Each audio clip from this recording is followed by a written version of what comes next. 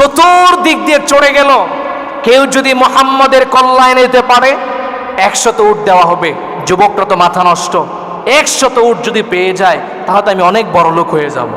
ওই দিক দিয়ে এই কথা, এই সংবাদ যখন সুরাকা ইবনে মালিকের কানে এই সংবাদ পৌঁছে গেল, তখন তার কাছে কিছু মানুষ ছিল। তখন দেখা গেল নবীজি এবং আবু বকর তার পাশ দিয়ে যাচ্ছে। তখন সুরাকা ইবনে মালিকের পাশে যারা ছিল তারা বলছে, এই যে দুইজন ব্যক্তি যাচ্ছে এরাই মনে হয় আবু বকর আর মুহাম্মদ। তখন সুরাকা নিজে 100 উট পাওয়ার লোভে সে বলল, না, এটা মুহাম্মদ আর আবু বকর হবে না, এটা মনে অন্য কেউ, তোমরা সবাই বাড়িতে চলে যাও। এই কথা বলে সবাইকে বাড়িতে পাঠাইয়া সে নিজে লুপ করে একাই 100 উট নিবে। এই জন্য সে একটা দ্রুতগামী ঘোড়ায় চড়ে সে রওনা হয়ে গেল, নবীজি সাল্লাল্লাহু আলাইহি ওয়াসাল্লামের পিছনে ধাওয়া করতে শুরু করলো। পরে নাউজুবিল্লাহ। সুরাকা যখন পিছন দিক দিয়ে ধাওয়া করতে করতে কাছাকাছি যখন চলে আসছে, তখন হঠাৎ করে সুরাকা সেই উট থেকে, সেই ঘোড়া থেকে সে চড়ে পড়ে গেল, মাটিতে পড়ে গেল।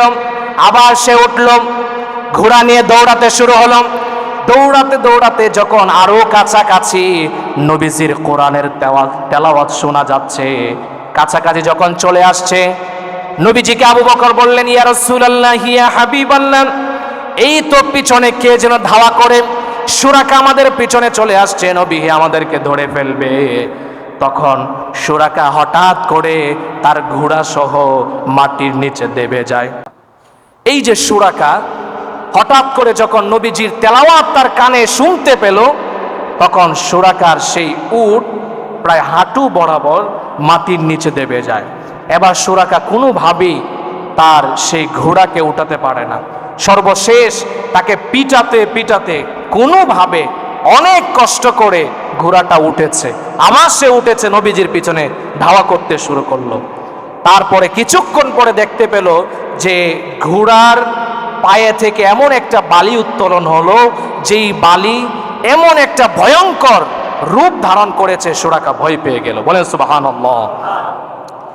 এবার সুরাকা পিছনের দিকে যখন ধাওয়া করতে লাগলাম, আবু বকর আবার ডাক দিয়ে বললেন, ইয়া রাসূলুল্লাহ, এই তো ধরেই ফেলেছে আমাদেরকে, আর হয়তো রেহাই নাই। নবীজি বললেন, আবু বকর চিন্তা করো না, এই সুরাকা আমাদেরকে কিছুই করতে পারবে না। এখন সুরাকা আমাদেরকে ধরার জন্য আসছে না, হত্যা করার জন্য আসছে না, সে কালিমা শাহাদা পাঠ করে মুসলমান হওয়ার জন্য আসছে। সুবহানাল্লাহ।